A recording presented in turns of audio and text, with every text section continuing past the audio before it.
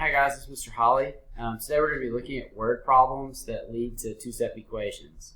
And as we do that, I kind of have a set of directions for you for each of these. What I'd like for you to do is to underline any important information, put a box around your total amount. We are also going to define our variable. That's going to be an important part of what we do in writing equations, so we're going to focus on that.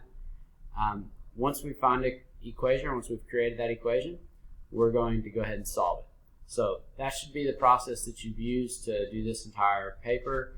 Ideally, right now you're looking at this as a way to check your answers, but if you need to just watch this video and work alongside me, that's okay too. Okay? Computer repair bill was $225. This is going to be the total cost of that computer repair bill, and I'm going to use a box to indicate that's my total. We don't have to do that. That's not like mathematically correct. It's just the strategy I want us to use today. So we're going to find our total every time and just kind of put a box around it. This includes $75 for parts and $50 for each hour. One thing that I think is important is the word each, because that shows me that there's some kind of multiplication happening here. This is a rate of $50 per hour, $50 each hour. And we're asked to find the number of hours of labor. So what are we trying to find? We're trying to find the number of hours. So whenever I define my variable, which is part of my instructions, it's always going to be the thing that I'm trying to solve for, the thing that I'm trying to find. So I'm going to use the variable h to represent hours. So now let's try to create an equation that represents this scenario. My total is $225, so I know that it's all going to add up to $225. And in this scenario, it's $50 per hour for each hour. Again, this shows me some multiplication is happening here. So I would say 50h plus 75. Now, I can subtract 75 from both sides of my equation, make sure I'm doing the same thing on both sides, and I would get 50h is equal to 150. Now, $50 times how many hours is equal to 150? Well, intuitively, you could probably say 3, but let's go ahead and do the math here. Let's divide both sides by 50. Let's actually solve. H is equal to 3. And what does that mean? That means that 3 hours of labor was how much was required to repair the computer. Okay, we're going to go just a little quicker now. All right, on the next one, you rent a car. The cost is $25 per day plus 25 cents per mile. How many miles did you drive if your total rental cost was $81.25? The problem with this question, now that I'm looking at it, is that it implies that we only ride for one day, but it doesn't state that. So I want you to, let's think about that question as if this is just for one day, not actually adjust your worksheet. The total here is $81.25. That was the cost. Now if we did this for just one day, it would be $25 for that day plus 25 cents per mile. And if that is the case, then we would need to make our constant 0 by subtracting 25. And we would have 25 cents a mile is equal to 81.25 minus 25, which is $56.25. If I divide that by 25 cents, I get a total of $225.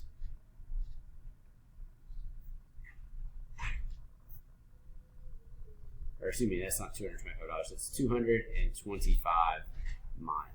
225 miles. All right, number 3.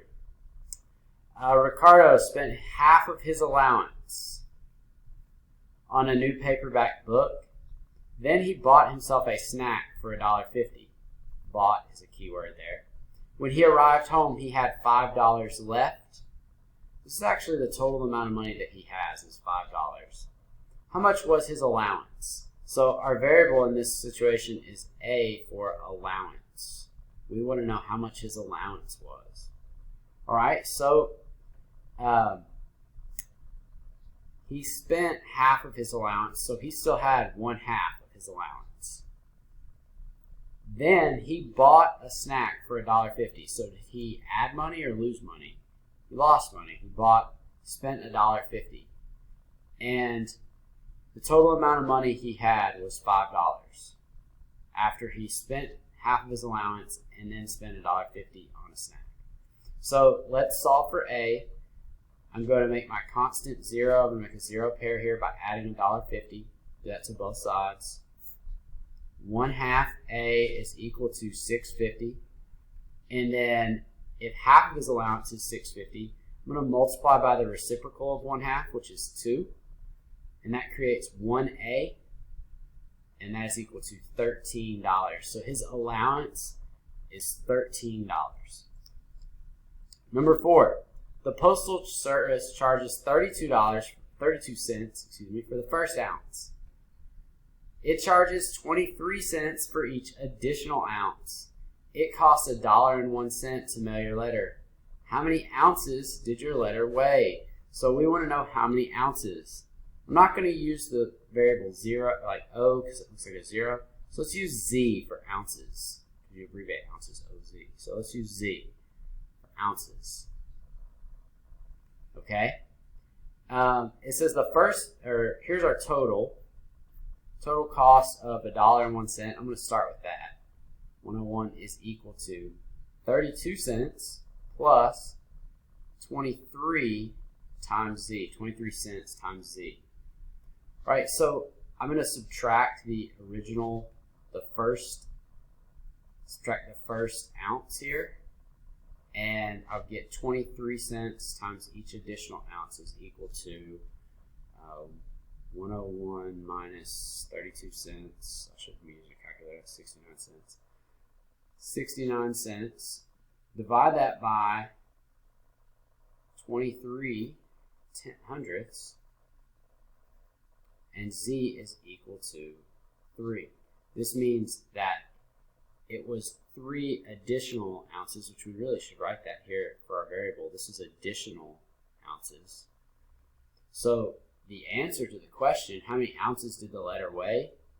Well, if there were 3 additional ounces after the first ounce, the answer is actually 4, because you have that first ounce and then 3 additional ounces. So a little tricky on question 4. We got to make sure we're answering in the context of the question. All right, number 5. For a field trip, 4 students rode in cars. The rest filled 9 buses. How many students were in each bus if 472 students were on the trip? Okay, so there's 472 students. Our question is students on each bus. So let's use B to represent students per bus. Students per bus. All right, our total is 472. We know that there were 9 buses with B students on each plus 4 road cars. Let's solve. Subtract 4 from both sides. 9 buses had 468 students on them, and 468 divided by 9 is B is equal to 52 students per bus. All right, next. Suppose you make $126 selling popcorn. That's the total amount. If your expenses, I underline in bold expenses because what are expenses? Are we gaining money or losing money on our expenses? We're $22.50, and you charged $1.50 per bag. How many bags of popcorn did you sell? All right, so we're trying to figure out how many bags. B, how many bags of popcorn? Bags of popcorn. All right, my total is $126. I charged $1.50 per bag, but I had to spend, my expenses were $22.50. So that's going to be minus $22.50. Expenses is how much I spent on materials, so that does not count towards what I earned. It actually counts against it. All right, so let's add $22.50 to each side. and I get $1.50 per bag is equal to, my sales altogether had to be equal to $148.50. And then if I divide that by 150,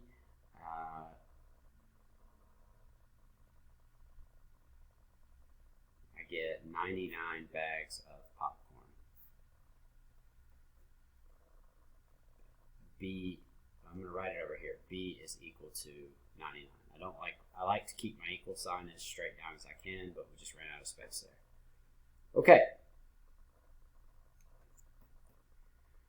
Brandon bought 5 pairs of khakis before the new school year started. So 5 pairs of khakis. The tax on his purchase was $9. His total was $124. What is the cost of each pair of khakis? All right, so I want to know how much are the K cost of khakis. Okay, my total, $124, and that was 5 pairs of khakis plus $9 in tax. All right, so if I subtract 9 from both sides, I get 5 pairs of khakis is equal to $115, and that means when I divide by 5 and figure out how much 1 pair of khakis is, it's $23. Each pair of khakis was $23. All right, next. Haley and her sister had a late night pizza craving. They ordered a large pizza for $13.34. That's the total. They spent $13.34 on pizza. The price of the pizza was $11 plus some amount per topping. Per topping, so I see multiplication. That's a key thing. If they had 6 toppings, what was the cost of each topping? So I'm going to use T to represent the cost of toppings. That's what we're trying to find, the cost of each topping. Cost of toppings. It was $11 plus 6 toppings times T, some cost, T. If I subtract 11 from both sides, I get 6T is equal to $2.34. $2.34 divided by 6 is T is equal to 39 cents per topping. Let me show that work. I need to show that I'm dividing both sides by 6. T is equal to 39 cents per topping. All right, last question here. Sunshine went shoe shopping. Sunshine spent a total of $176.69. Her shoes cost $56 per pair. Her tax was $8.69. How many pairs of shoes did Sunshine buy? So we're going to use the variable S to represent pairs of shoes. I probably should have said this earlier in the video. You can use any variable you want on any of these. So just as long as you define it, it doesn't matter if you chose S or P or C or it doesn't matter. Okay. Total, $176.69. The cost was $56 per pair. We're using S to represent pairs of shoes, plus $8.69 for tax. Let's subtract the tax, $8.69.